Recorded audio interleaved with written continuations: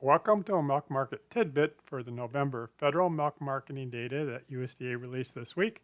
This is Dr. Lawrence Jones with Farm Institute, and I'm recording this on Monday afternoon, the 16th of December. All right, here's our big overview. Statistical uniform prices weighted across the federal orders averaged $21.74, and that was down 71 cents from last month. Now, PPDs did turn positive in November, and it looks like they'll stay that way. We'll look at the Class 3 and Class 4 differences here in a little bit. There was light depooling of both Class 3 and Class 4, so neither one of these were completely unpooled. Month over month, the milk in the federal milk marketing orders was up about 12%, but I think production was actually flat, and it was up because of some less depooling, and percent fat really grew this month.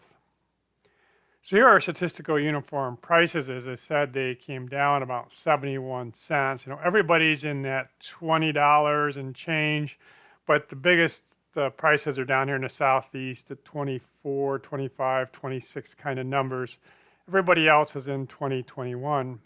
Question is, how did these change?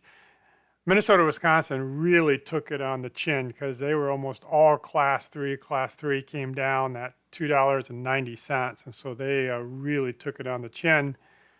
And if you look at the Southeast, actually eked out a positive change month over month, and I'm not quite sure how that happened, but anyway, that's the way it is. The Northeast was down about 46 cents, Arizona down 55 cents.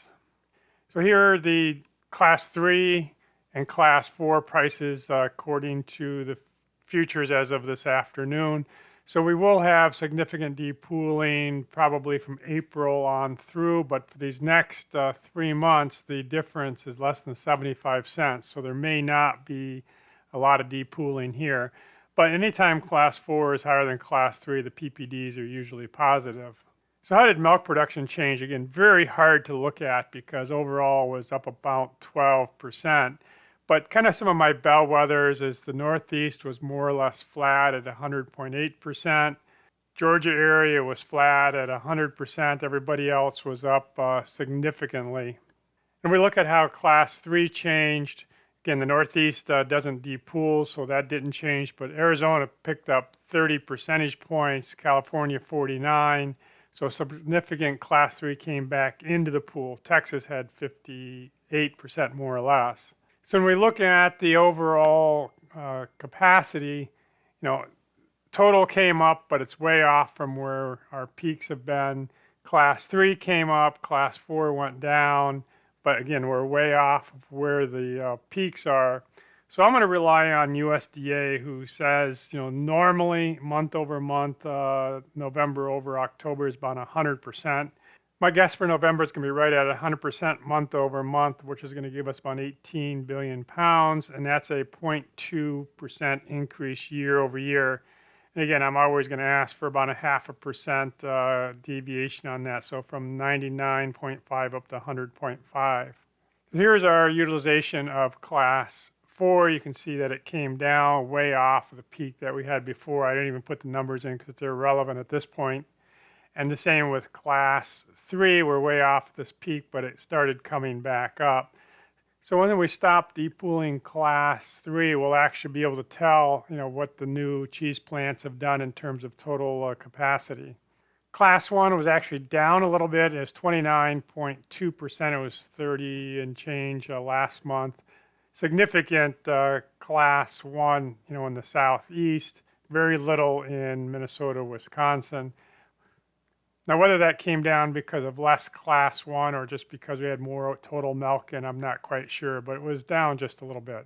Fat percentages came up significantly, up 12 ticks. It was 422 last month, 434. That's just incredible. Everybody but Florida is up over 4%, 4.6 up here in the Northwest, which is just an incredible amount of fat. So again, when we look at the components in milk, even if milk is flat month over month, the components are probably going to be up. Protein was also strong. We don't get these for as many regions. Texas was 3.5. The Northwest was 3.58. The lowest is always the Northeast at 3.29.